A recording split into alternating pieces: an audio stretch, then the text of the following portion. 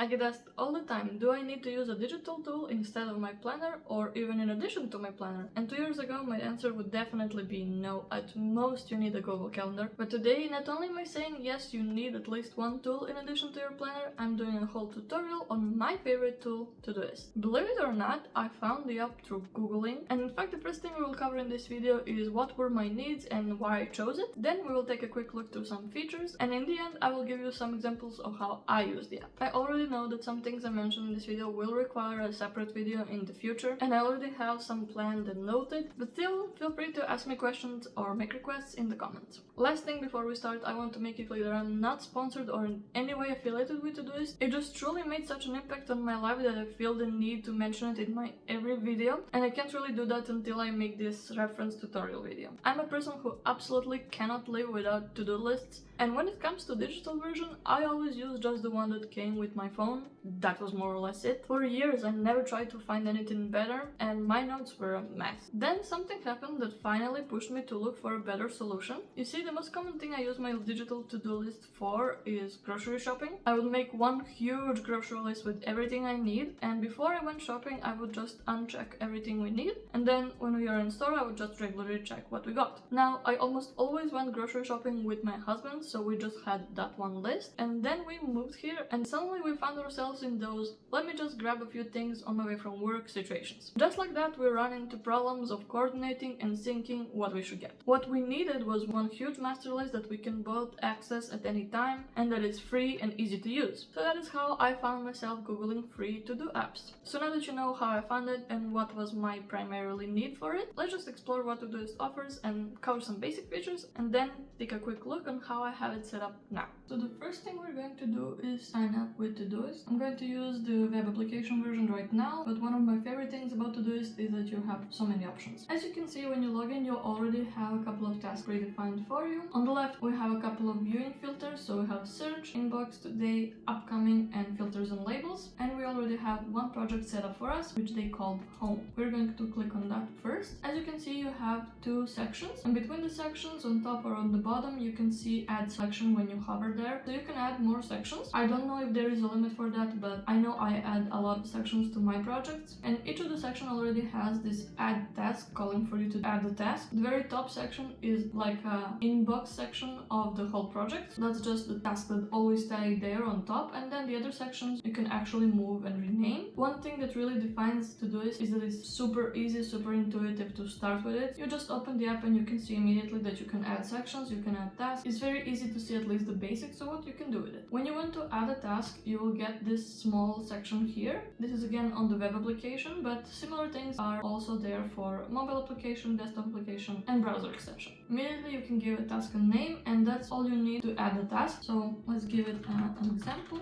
and that's it, you added the task. What this is really good for is dumping whatever is in your brain directly somewhere. It's super quick and it's easy for you to do that before you forget, which is what I personally struggle with a lot, so this really works for me. Then later you can come back to that task and you can see a window like this where you can add other things to it. So what you can add is a description. I don't know if it has a character limit, but I sometimes write really long descriptions and it's so far not been an issue. You can add a subtask, which is basically the same thing as a task, just inside the task. So we're gonna do that just to see how it looks. Of course, you can add multiple. You can add a due date to your task. What I really love about Todoist here is that you can write here different stuff if you want the task to repeat a certain way. So you can say, for example, every Sunday or every 10 days or every 3 months. And this is really useful for setting up routines, because then you can say, okay, this routine I want to do every week, this routine I want to do every 3 months, and Todoist will just automatically add it to that day when the time comes. So let's add a due date for this one. Let's say tomorrow. You can add a priority. You have 4 different priorities. By default it's the last one, and you cannot change either the colors or the number of them. I personally don't really like the colors because on mobile apps sometimes the red and the orange are kind of too similar, so I wish we could at least change the colors, if not add more priorities. But you can add different labels here by just typing a new label. Just do example and add example, and now this example task has an example label. You also have reminders and location, but that is for the premium version. I do not have it on my personal one either, so we're not gonna discuss that part. part. You can also add comments and even attach files in the comments, but personally I don't really use that much. Okay, from what you have here already, you have like do a weekly review of tasks and goals, and I actually do use that part. I use it as a reminder to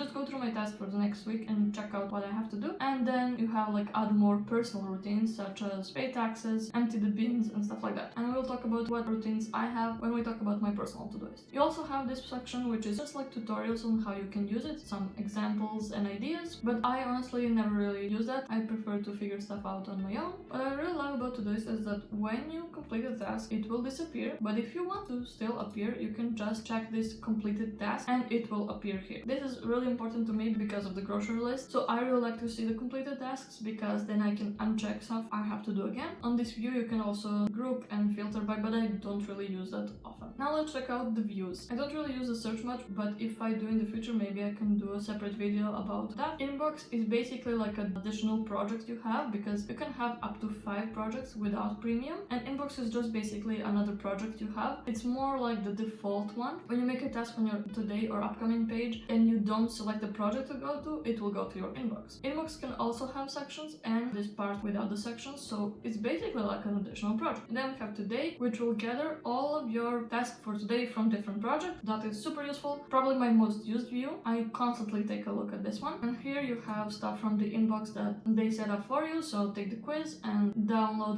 additional apps and plugins. As I mentioned, they have so many ways you can access Todoist, which I absolutely love. You can have the desktop app, you can have mobile app, you can have the browser extension, you can have the web app. Apparently they even have it for a wearable, which is amazing. I basically have them on all of those things except for my watch, but I can see how it will be useful, so maybe if I get a new watch I will install it there as well. Okay, upcoming is a really interesting one because that's basically a view of your whole week, and I'm filming this on a Saturday, so I only see 2 days, but when you want to see the next week you click here. Right now it doesn't really have much because we have no tasks here, but let's just say we'll move this one to next Tuesday. So now when we go to the next week, we will see this example of the next week. This is basically just like today view, just for the whole week, and what I really love about this is that you can easily just drag and drop it to other days and just rearrange stuff how you want. As I said, it's super easy to use and super user friendly in my opinion. Last thing we will cover here is filters and labels, and here we have just example ones I made or the ones they made for us. I don't really use filters much, and for labels I have a bunch of them. I rarely use them, but it's good to have them. Here you can favorite them or delete them or edit them. Okay, now we're going to take a look at what I have set up, but right before we do that I want to show you the most important thing that was for me, which was sharing the project. We'll do that on example of my Zillopolis project because I really do want to share it with my Zillopolis account that you just saw. So I will go to this Zillopolis project, I will say share. Now I will just invite myself. Now on the Zillopolis side I should get a notification to join,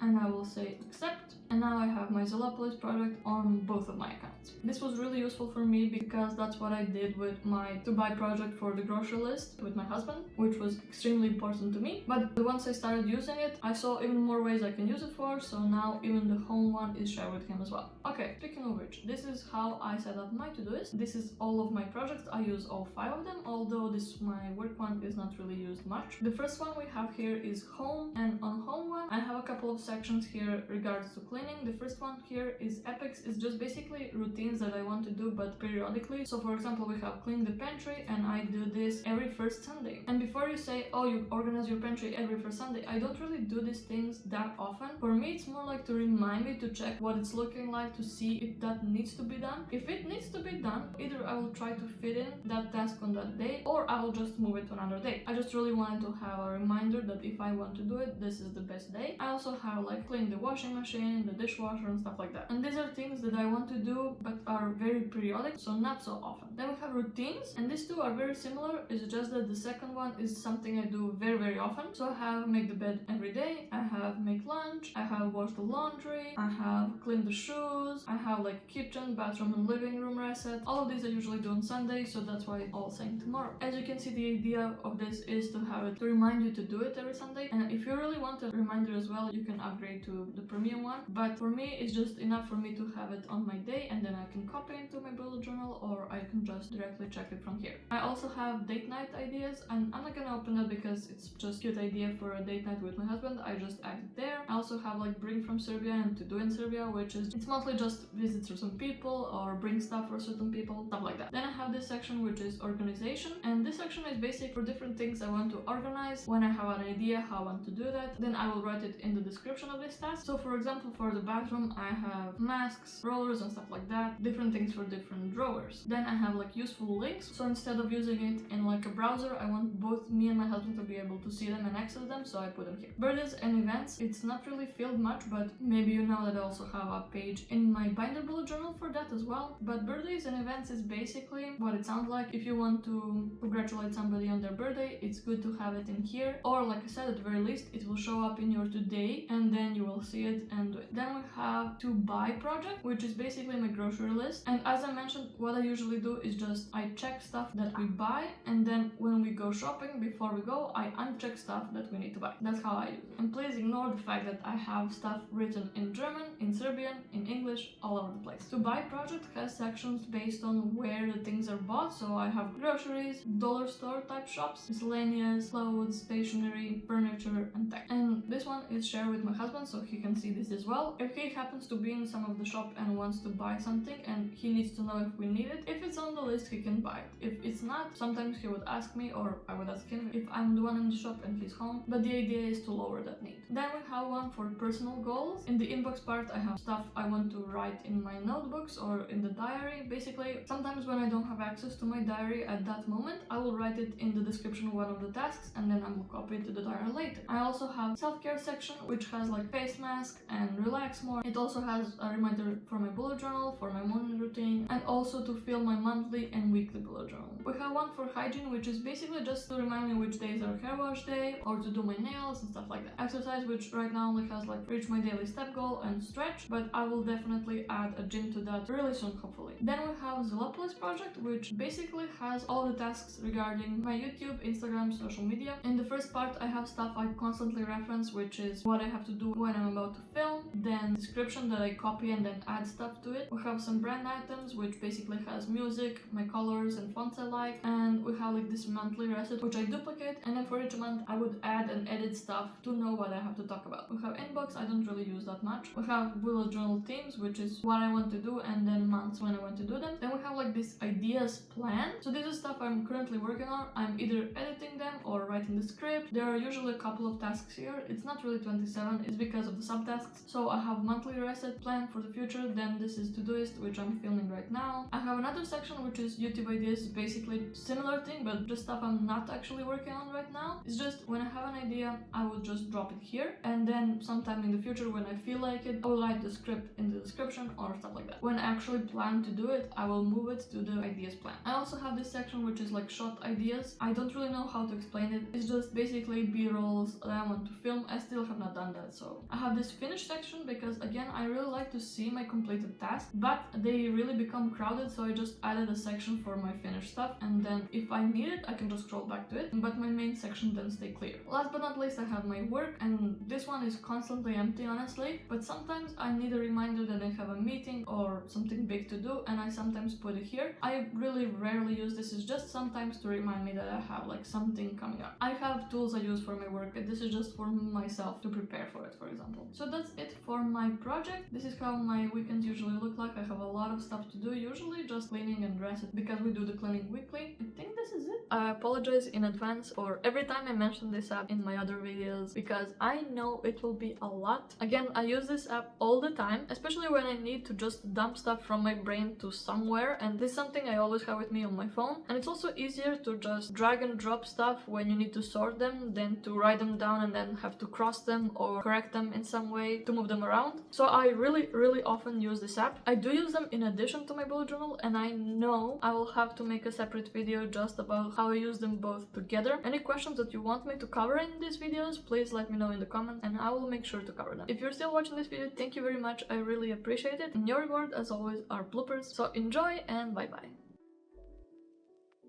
Cannot live without Todoist. Found myself googling free Todoist apps. No, again. Almost, we just need to look at the camera. But still, feel free to ask comment. Ow. Anyway, and you then we have to do to the I know by drag dropping it, or it's much either I will try in browser, what is it called, but from me here I use it. I apologize that you, and